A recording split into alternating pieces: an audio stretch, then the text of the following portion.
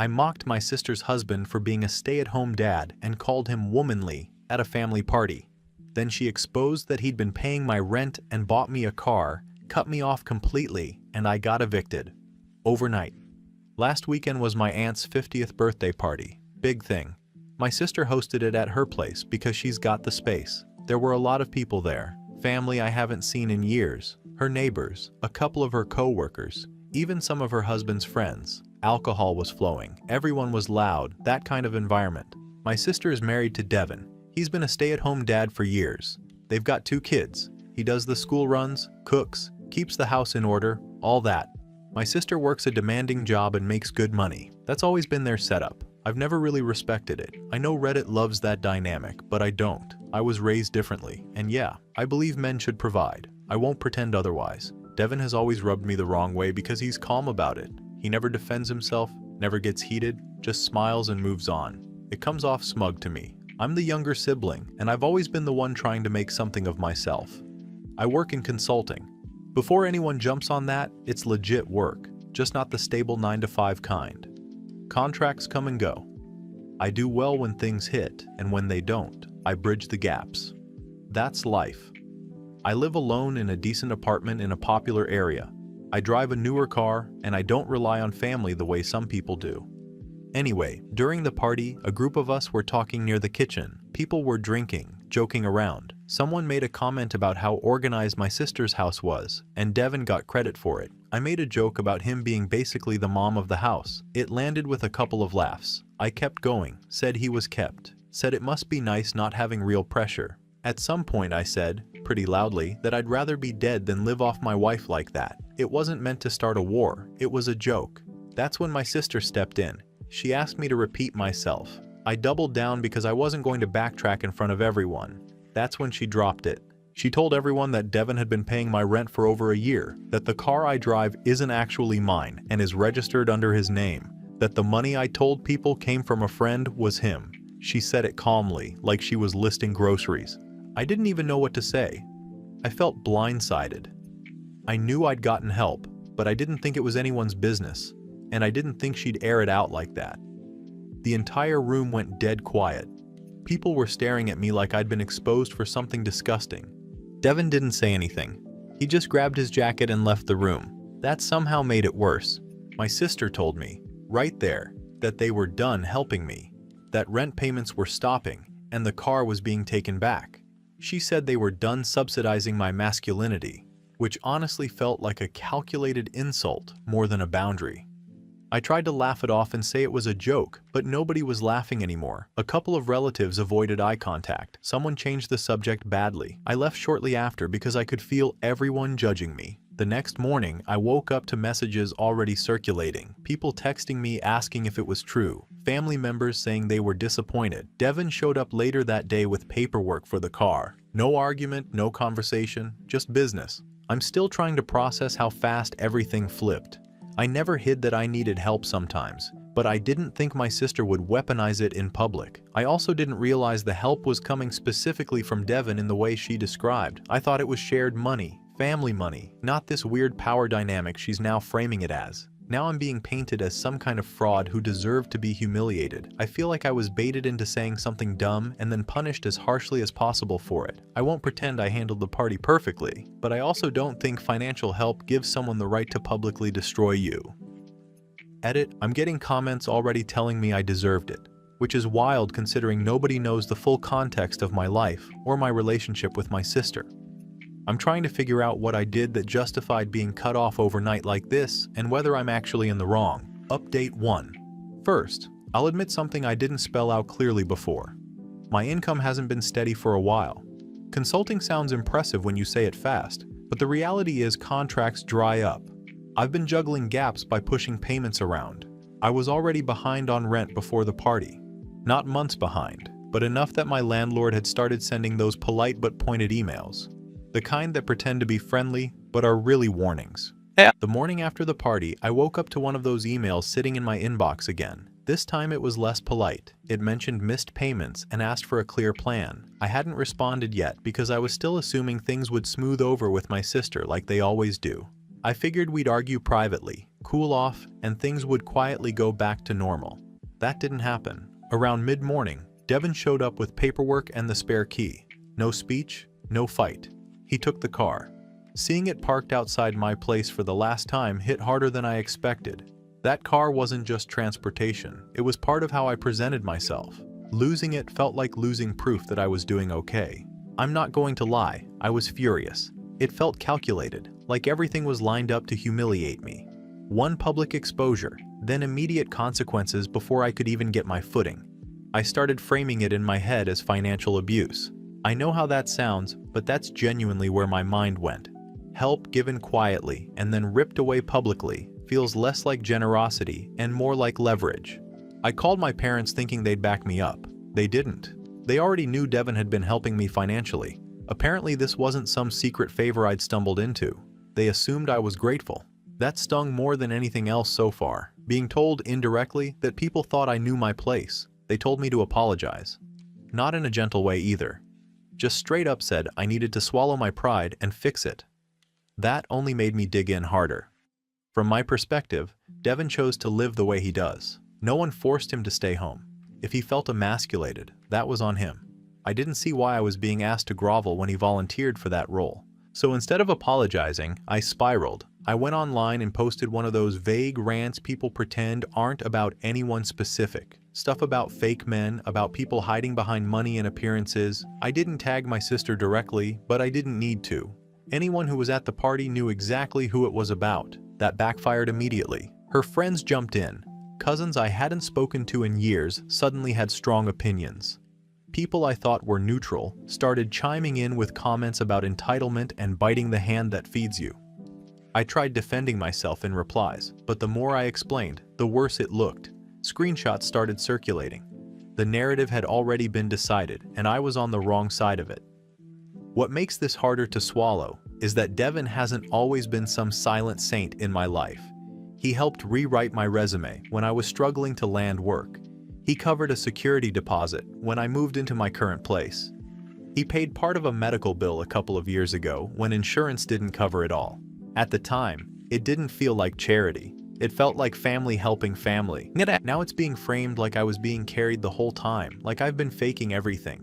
That's not how it felt living it. Yes, I accepted help, but I didn't ask to be exposed. I didn't ask for it to be used as a moral lesson in front of a room full of people. The thing that keeps eating at me is how calm everyone else seems about cutting me off. Like, they've all agreed I deserve this. My sister hasn't reached out at all. Devin hasn't said a word since taking the car. My parents are distant and cold in a way they've never been before. I feel embarrassed, angry, and cornered all at once. Every time I think about apologizing, it feels less like fixing things and more like admitting I'm exactly what everyone is saying I am. I don't want to be the guy who caves just to keep access to money or comfort. So yeah, I'm not backing down. Maybe that makes me stubborn, maybe it makes me stupid, but I'm done being embarrassed into submission. I still think the way this was handled was wrong, and I'm not ready to pretend otherwise, just to make things easier for everyone else. Update 2. I stopped seeing this as just a family argument, and started seeing it as something I needed to correct publicly. The way the story was spreading made it look like Devin was some quiet hero, and I was just a screw-up leeching off him. That didn't sit right with me, so I decided if people were going to talk, they should at least have the full picture. I started digging. Not in a hacking way, but through things I already knew or had access to from years of being around him.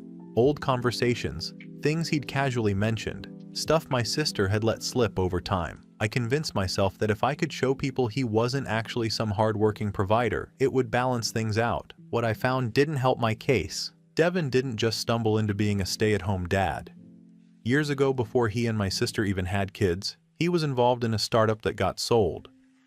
I never paid much attention at the time because he never talked about it like it mattered. Turns out it mattered a lot. He invested the money well and has been living off returns ever since. Quietly, no office, no commute, no visible grind. Finding that out messed with my head.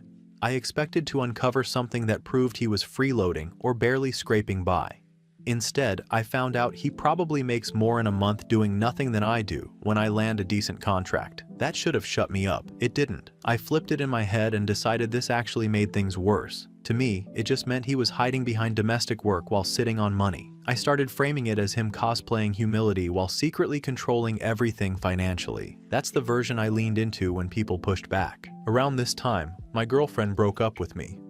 We hadn't been together that long, but long enough that she knew about the help I'd gotten with rent and the car. She said she didn't care about that part. What she cared about was that I still chose to mock Devin knowing all of it. She said it showed who I really was when I felt threatened. I didn't take that well. I sent her long messages explaining myself, trying to reframe it as standing up for values and not letting people buy moral superiority. The more I explained, the more distant she got.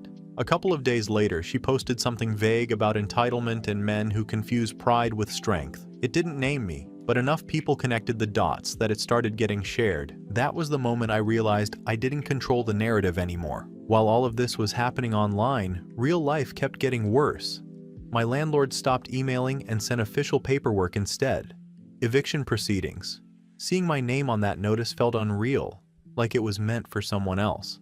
I still hadn't figured out how I was going to catch up without the support I'd gotten used to. I asked my parents if I could stay with them temporarily. They said no unless I apologized properly and took responsibility. Not a half apology, not a sorry you felt embarrassed thing. A real one. I told them I wasn't going to beg my way back into dignity. That ended the conversation.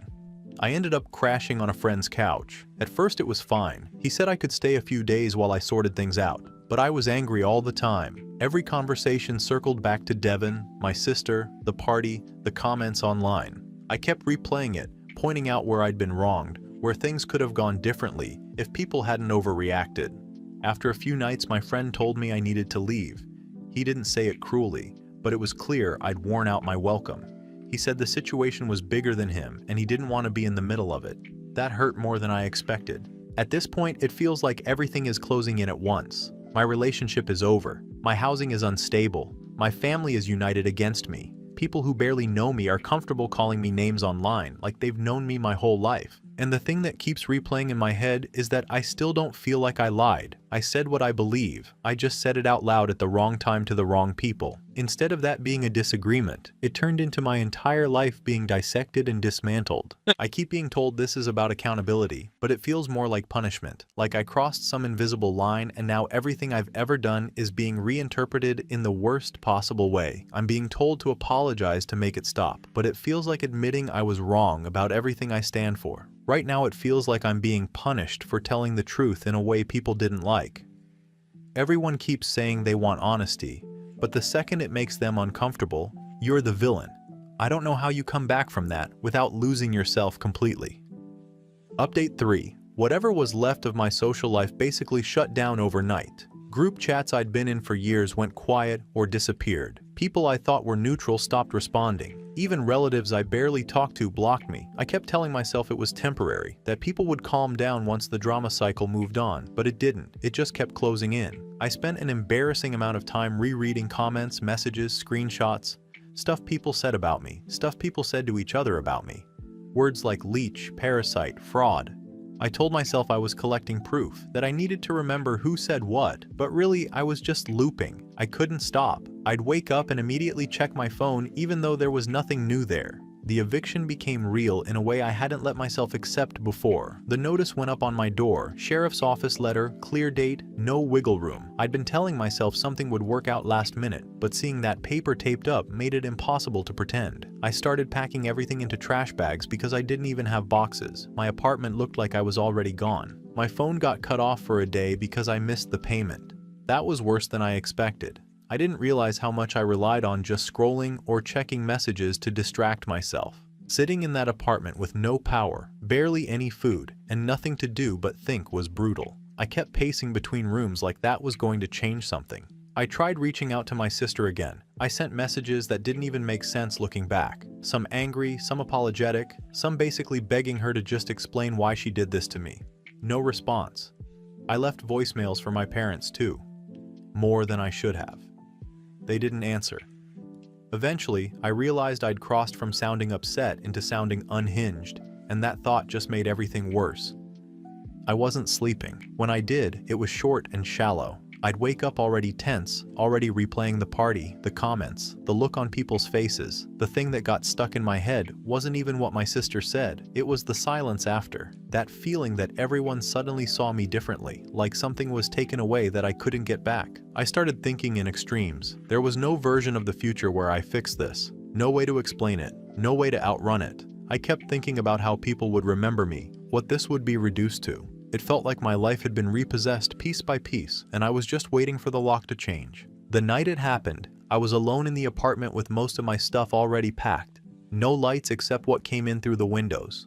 I wasn't thinking clearly. I wasn't trying to make a statement or punish anyone. I just wanted everything to stop for a minute. The noise in my head, the replaying, the panic. I didn't want to. I wanted out of that moment. I hurt myself. I'm not going into details. Almost immediately, I realized I'd crossed a line I couldn't uncross. I panicked. I called emergency services myself.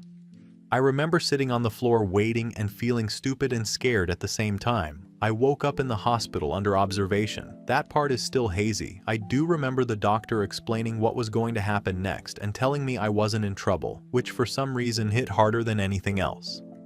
The staff contacted my family. I didn't get to control that, and honestly, I probably shouldn't have. I've been here a couple days now. Physically, I'm okay.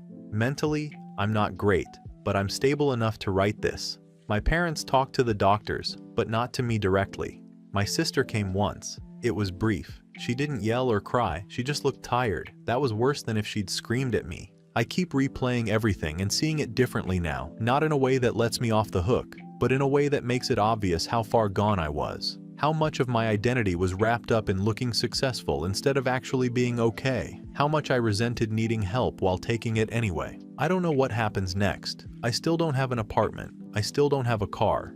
None of that magically fixed itself because I landed in a hospital bed. I'm not posting this for sympathy or to reset the story. I'm posting it because this is where things actually ended up, whether I like it or not. I didn't think it would go this far. I don't know how I got here. Final update. I wasn't sure if I should post again, but a lot of people asked what happened after my last update. I'm stable enough now to write this clearly, and I don't want to disappear without closing the loop. I'm still in a medical unit, transitioning out soon. Not in crisis mode anymore, but not back to normal either. The days blur together here in a way that's hard to explain. Everything that felt loud before is quieter now, and that's forced me to sit with things I avoided for a long time. The reality hit fast once I was admitted. I scared myself. I scared my parents. I scared my sister. There's no way to soften that. I didn't end up here because of one bad night or one argument. I ended up here because I kept doubling down instead of stopping. I've had a lot of time to think about Devin, which is not something I expected to admit. I built him up as this symbol of everything I didn't respect, when the truth is, I resented how steady he was. He didn't need to perform. He didn't need to talk himself up. He just handled his life. I took his help gladly and still looked down on him for the way he lived. That contradiction was mine, not his. I've also had to look at how obsessed I was with appearances. I cared more about being seen as successful than actually being stable. I wrapped my self-worth in this idea of masculinity that couldn't survive the smallest crack. When that image broke, I didn't know who I was without it, so I tried to hurt the people closest to me instead. I want to say this clearly because it matters. No one caused what I did except me. Not my sister, not Devin, not my parents, not the internet. I made choices every step of the way. I mocked someone who was helping me. I refused to apologize when it mattered. I chose pride over repair, and I kept choosing it even as everything collapsed. So this is the apology I avoided before. To Devin, I'm sorry for mocking you, for questioning your worth, and for taking your help while treating you like you were beneath me. You didn't owe me anything, and you gave me more than I deserved. I repaid that with being an asshole. To my sister, I'm sorry for humiliating your family and turning my insecurity into a public spectacle. You protected your household. I made you the villain because I couldn't face myself. To my parents, I'm sorry for putting you in the position of having to worry if your adult son would survive his own behavior. That's not a burden you should have had to carry. None of this fixes what I broke. I know that. I'm not asking for forgiveness or contact or reconciliation. I'm acknowledging harm without trying to negotiate my way out of it. As far as logistics go, nothing magically improved because I landed in a hospital. The eviction still stands. I don't have the car. When I'm discharged, I'll be going into short-term transitional housing. It's not ideal, but it's stable, and that's what I need right now. I'll be continuing therapy and following a plan that doesn't rely on someone else cleaning up after me.